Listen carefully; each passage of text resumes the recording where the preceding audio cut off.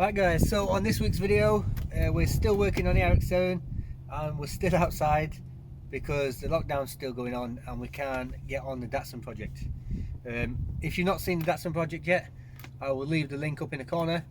We've got a playlist there where you can catch up with that, and then in December we'll be cracking on getting the shell in some sort of condition.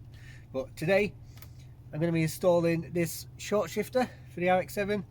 I've had this sitting in the shed, for best part of 2 years probably. It's just one of them little jobs that I've never got around to.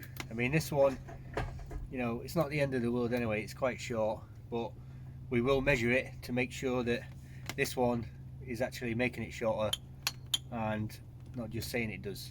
So first job, as always, is to pull the knob off.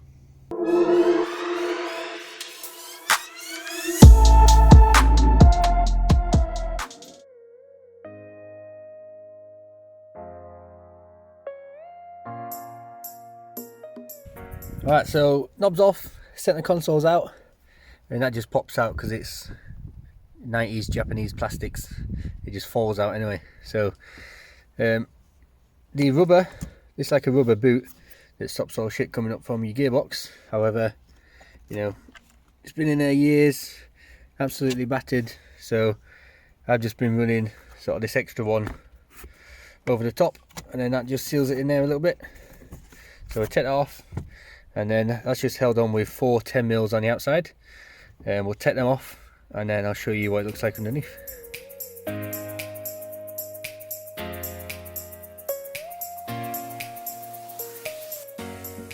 Alright, so that is the rubber gator off, just 4 bolts or nuts even, piss. Now you do 2 styles of short shifter for the RX7. You do one that bolts on here just with them 3 bolts, basically just a stick, and then you do the housing one as well, which is what we've got, which is basically all this square bit at the bottom, 4 bolts, still bolts on pretty easy. But what we'll do before we go checking it out is we will measure it so we can make sure we're actually making an improvement. So we'll just take a reference off here, so make sure you go to the right edge. We'll go all the way back to the radio panel. So we're going to third, and then we'll say the back edge is about 170mm, and then if we go back into fourth,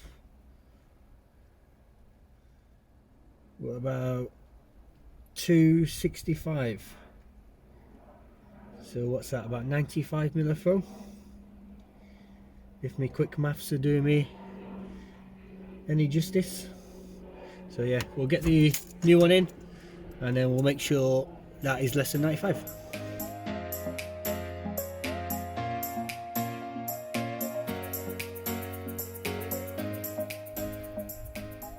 Right, so this is it off. Now the main thing that wears on all these sort of rear wheel drive JDM cars is this bush here, because it's made of basically like a nylon plastic. But what I've got is this brass one. It's just been machined up. Now obviously brass, you know, is good.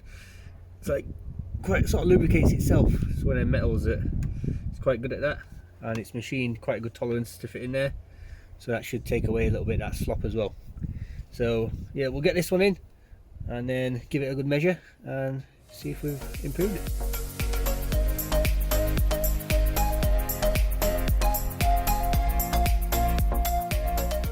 Alright, so I thought it felt alright before until I've installed this, and it's literally like in, but feels tight as you like. So let's get the old tape out, and I reckon could have probably half that travel, but let's measure it and we'll find out. Right, so that's on 185 roughly. It goes to 245. So what's that, 60mm? So yeah, we've knocked 25mm off the travel. So I'm probably going to miss third gear every single time I try, but we'll get it all back together and then take it for a test drive.